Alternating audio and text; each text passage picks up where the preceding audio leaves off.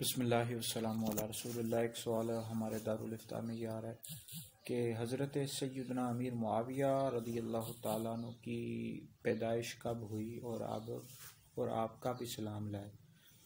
حضرت سیدنا امیر معاویہ رضی اللہ تعالیٰ عنہ کی پیدائش بعثت نبوی سے 5 سال پہلے ہوئی، یعنی حضور علیہ السلام کے اعلان نبوت فرمانے سے 5 سال پہلے ہوئی، اور آپ کے والد کا نام ابو سفیان رضی اللہ تعالیٰ عنہ ہے، والدہ کا نام حضرت سیدہ ہندہ ہے، اور آپ ام المؤمنین حضرت سیدہ ام حبیبہ رضی اللہ تعالیٰ عنہ کے بھائی ہیں، جو نبی کریم علیہ السلام کی زوجہ تھی۔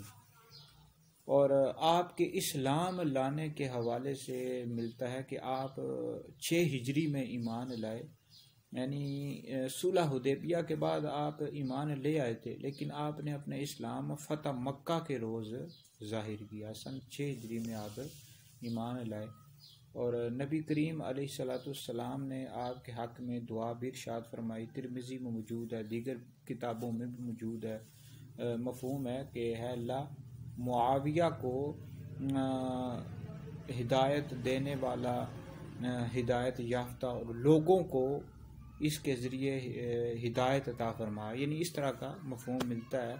تو بہرحال نبی کریم علیہ السلام نے آپ کے حق میں دعا بھی ارشاد فرمائی۔